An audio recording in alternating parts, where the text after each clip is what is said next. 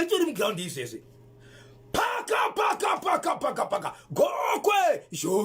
gokwe zhombe chiri kuti tani icho kwadi muri yeZimbabwe rega ndireva ndiri mukati mekureva ndichiti muri yeZimbabwe muri kuchinzwa chiri kupisa panguva nechiri kuitika mukati menzvimbo yepazhombe kana nchero nyaya yepazhombe ndiri kutaura nyaya yeMukomana hanga ari mukati mekushanda ari mukati menzvimbo yezhombe ari mukati kudaro vari mukati mekukorogoza Mukomana kachizooneka akafa zvake ari mukati menzvimbo yemugodhi makanga ari ipapo veukama vakashevedzwa chikonzero mapurisa kana uchinge pafa munhu vanoshevedzwa ndio zvaitika kuno vachibva vashevedzwa ipapo mutumbi ndokutorwa ndokuendeswa kumochari mutumbi waendeswa kumochari veukama vakashevedzwa asi pakati kushevedzwa mutumbi uyu ndakutaura nasekuru vacho vanoshevedzera vachiti iwo taitooneka kuti munhu achitorwa uyu pane dzimwe nyama dzairatidza kuti nyama hadzipo dzakafanana nepasi pechirevo kusanganisira nerurimi rwange rusipo ipapo ndichienda kumusoro kuseri kwegotsi bvudzi kusina uko uyezve ziso pange pasini asi munhu akuzodzoka kubva kupostmortem zvairatidza kuti nzvimbo idzi dzakasonwa zvokuvharwa saka zvasonwa kudaro vakabva vanzitorera mutumbi uyu vakapiwa mutumbi ndokutora vakuenda kunoviga vari mukati mekufamba mutumbi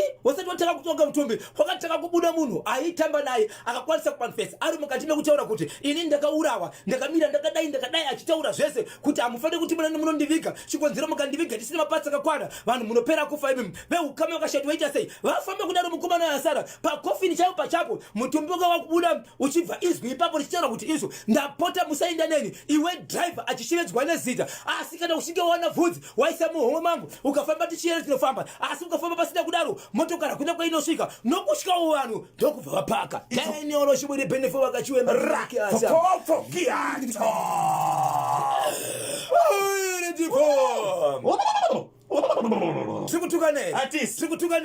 saka ndiitese tidzimurani mamukaseko mamukaivesaiko maivhenesa netimu renyu ndinoziva kuti mukati menzvimbo yeritemu makabuda chimuti kwamusi kuti siya masaga asina chinhu hamusi kuzomira kuti mufambe nacho wamukaseiko sajenti mbuzana kwanzi ndakachibata kuti zve mukoma KB ndo pakabuda izwi zvikanzi kana mukafamba pano mukakona pakati monanganya kwakata izvo wachibva wafamba kuenda ikoko ndo pakabuda zita kusvika zita rakataurwa iri kuti endei munosiya mapapo asi pavakaenda ipapo ndo pakanosiyiwa kofini riri pamba pezita rakataurwa kubva pamutumbi right kofini ndobva rasiyiwa kofini rasiyiwa kudaro ndo pakambenge pataurwa shoko rokuti izvo kana muchinge masvika torai tambo mosungirira chinhu chipenyu chinoenda mumugodhi chinova chinhu chisina kuita veukama nanhasi ndiri kuvabvunza vari kutaura kuti kwete hatina kuita izvi zvichikonzero tanga tave baba pevanhu muri yeZimbabwe kofini rakasiyiwa day 1 day 2 varidzi vepamba vanga vasisaonekwa ende ndichitaura nevaridzi vehama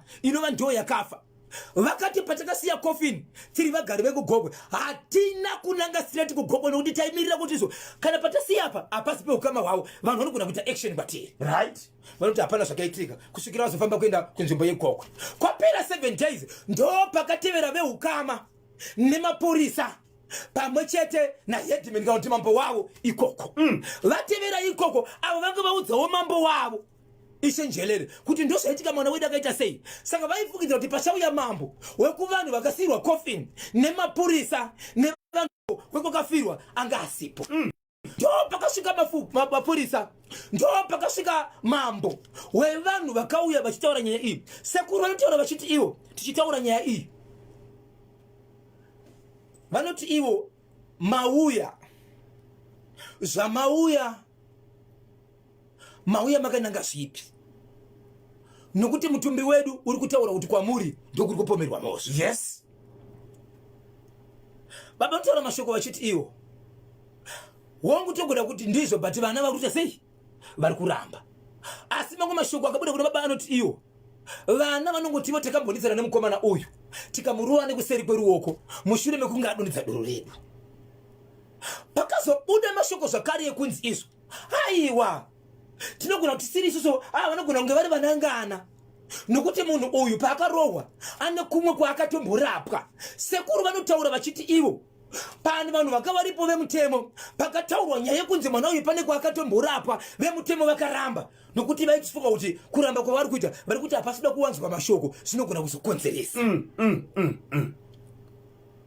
mashoko mamwe akabuda ndiye kuti izvo tiri kufungidzira kuti kunogona kuri kwanhenge paiti pakada kubuda mashoko ekuratidza kuti nyaya yakuda kubudiswa pane zvida kubudiswa vemutemo vairamba kuti zvidzike-dzike. Isuwo sekufunga kwedu vanoti iwo zvikadaro pamwe zvinokonzeresa, asi isuwo vekwedu taiti kana mashoko iwo akabuda tinoziva zvakaitika pamwana wedu asanga asingabude. So dzimwe dzenguva tofungira kuti maybe zviri kuitwa zvinogona kukonzeresa kuti tisazive, asi mutemo unenge uchiti zvatiri kutaurawo izvi zvinoita kuti pasaita chi pasaita noise. Right, pakapedzisira pauya motokari dzimwe dzisiri dzepashombe dzakabva mukati menzvimbo yekwekwe kuti pauye pajoinidzwe mana iyi kusvika utungamiri hwauya uchishevedzera kuti izvo heyi regai tikuudzei tinoshanda nemutemo, munhu akafa hataure. Sei muchiti ari kutaura? Vigai munhu mozogara pasi muchitaurirana. Veukama vakashevedzera vachiti mungave mauya vemutemo tazvinzwa, makatishvedza kumwana wedu tikauya takaramba here, makaenda kumoshari takaramba here, pamakuti bhodhi makati pabhodhi tiende kumusha takaramba here. Shoko rakazobuda pamunhu ndo chikonzero. Kana imiri muchiti izvo anoda kufa ndiani, torai kofini iroro. Mashoko ekupesa ndichitaura navasekuru, kofini rakazotakurwa nevemutemo semapurisa ndokudzorera kumoshari. Ndokwariri. Nezuro Zimbabwe ndakakwanisa kutaura naishe wekumwana akapondwa kwete kumwana kwevanhu vari kupomerwa. Jainioroshi wiri pinifo wakachiwemba communication. Tiri kutukana here Zimbabwe. Tiri kutukana here. Saka ndite sei. Inzwai. Mambo ndiri kukumbira kutaura nemi nokuti zviri kutaurwa nevanhu ikozvinonzi kutora madzishe. Uye zvemapurisa pakabva pakupesera katizvo dai tisenganisa madzishe vawirirane mwana uyu avigwe nokuti pane kutambudzika kuripo. Uye zvevanhu vari kugara munzvimbo yakamboiswa kofini vari kuti ivo pachavo havachisina mufaro kana munhu kunyange akatorwa, but kana asati avigwa vanhu vese hapana kagadzikana. Nokuti anofungidzira dzimwe dzenguva kana chiri chokwadi anogona kungofamba achidzoka kunoko nokuti agara imhepo irikuita sei iri kutaura. So vanhu vari kuchema chiregai nditange nemiwo mambo wekudivi rakaurawa mwana.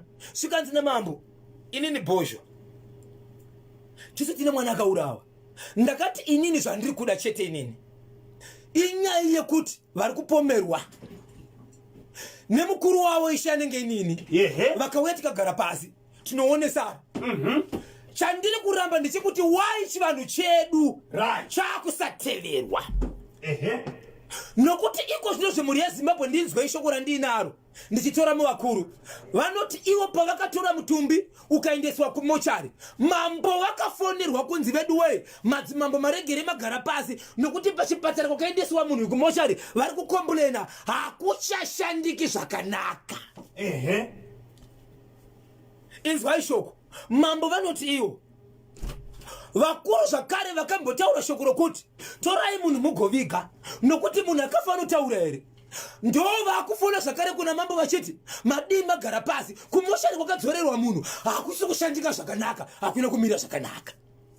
Mashoko ari kuti kumochari pakadzorerwa mutumbi wemushakabvu uyu hakuna kumira zvakanaka, hakusi kushandika zvakanaka. Chii chiri kuitika kumochari? Ndo mambo vangoti ini ndangomira ndakati ini chandiri kugona ndechekuti dzokai kuno, asi mambo vaitera vachiti chivanhu chedu charegei chamboshandiswa mumwe nokuti hongu kune basa, but pane chimwe chivanhu chinosvika pakudzikadzika kuti vanhu mega munoona kuti zvakuitika izvo. Ende mambo vakataura nyaya yekuti izvo vanhu vari kutombotaurwa varipo, wai vanhu vasingabatwe nokuti hakuna munhu anoti akanzi ndiwo akaita zvakati anoti hongu. Munhu anomboramba aramba nekuferefetwa kunoitwa kana achidzoka wodzoka, but basa rinenge riri kushandwa. Saka iko zvinozvi pane nyaya ndepekuti mutumbi wakadzorerwa kumochari, asi kumochari kunenge kusiri kugarika zvakanaka.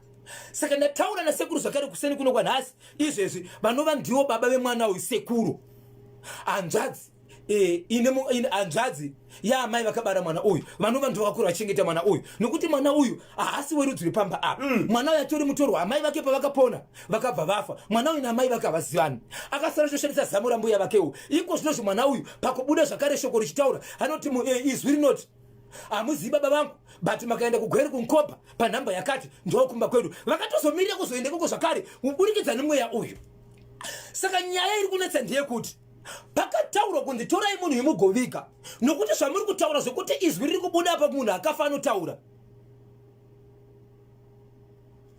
makazoona kupi. Saka iko zvinozvo vakufona zvakare semu vanhu ivavo vachiti madii magara pasi mutore mutumbi uyu uende uvega ashamiri zvakanaka ko munhu akanaka akafa zvakare anoita zvipi ikoko zvakamboramba.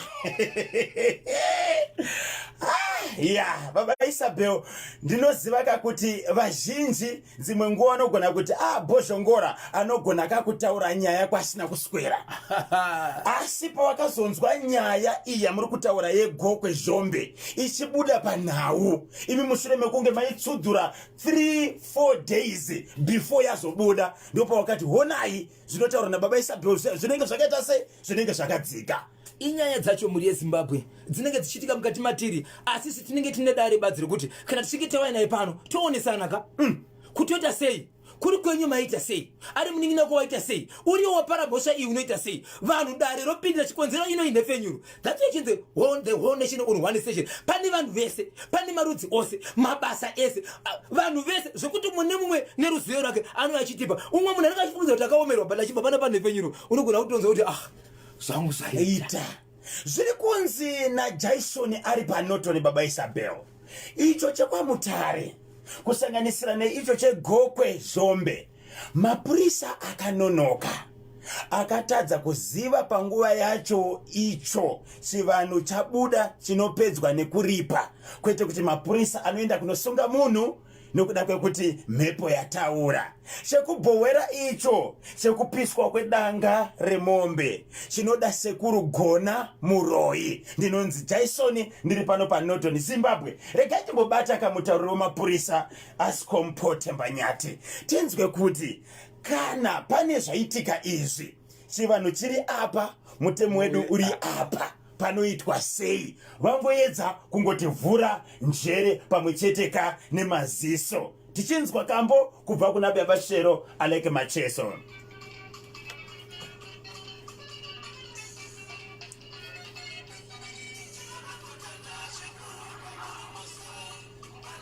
Victor Katiyo, ndiri kukumbira kuti usandifonere kana ndiri pamhepo handiti. Uda kuti ndiite sei?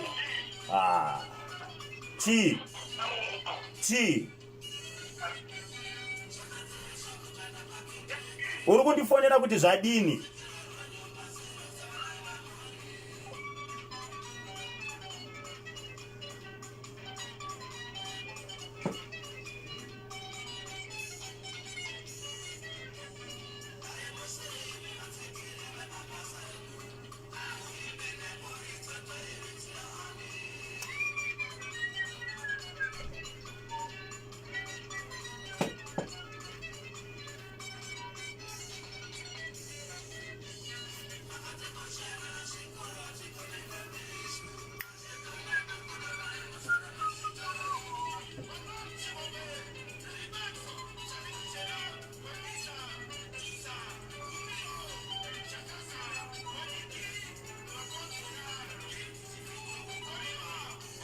Mangwanani?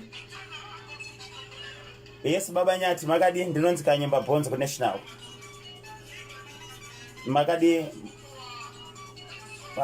munganditewo mukana 2 minutes chete kuti nditaure nemi.